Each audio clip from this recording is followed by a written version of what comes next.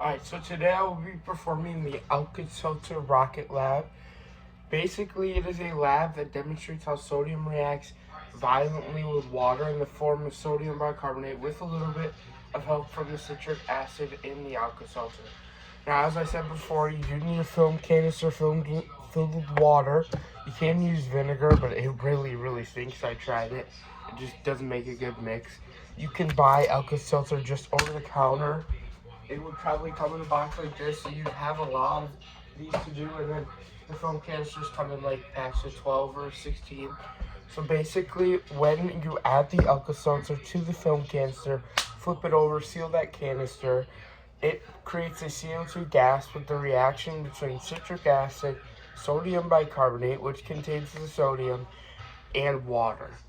When this reaction happens, it produces a CO2 gas. So in your normal bottle of water or a glass of water, because it wouldn't have a cap on it, it would probably just go up into the air, expand wherever it wants because of the chemical reaction producing that gas. But because of the film canister being sealed and its small properties, it can't really go anywhere. So the pressure just kind of builds and builds and builds over and over again. And when this pressure is too much for the little film canister to hold from the CO2, it will pop off. It'll make a pretty big mess. You may want to have some paper towels readily nearby. And then basically, cleanup is just wiping it up with the paper towels. It'll produce a clear substance. Sometimes it's white because of the Alka Seltzer's color, but it's just a really easy cleanup and it's pretty fun to do.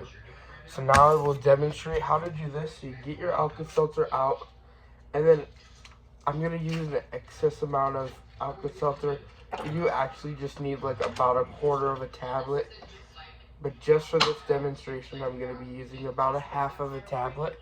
So have your film canister cap ready, because when you put in, and as we see, it is bubbling, I would recommend shaking it just to hurry it up a little bit. And just give it a second and it'll pop, just like that. As we can see, the Alka Seltzer reacted with the water, and the film canister ended up somewhere else. So we will demonstrate this again.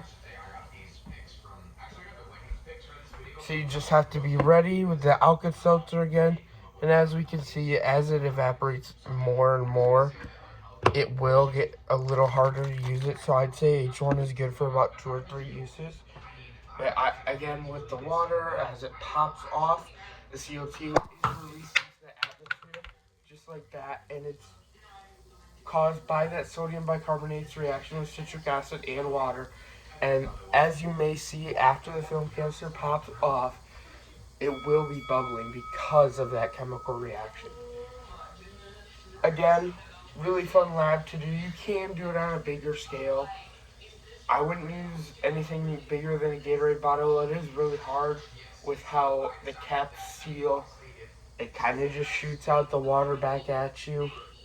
Trust me, I tried. But again, film canister, Alka Seltzer, water. Clean up as easy as paper towels. Move your film canisters. And you just hit the little wipe up. It's all gone.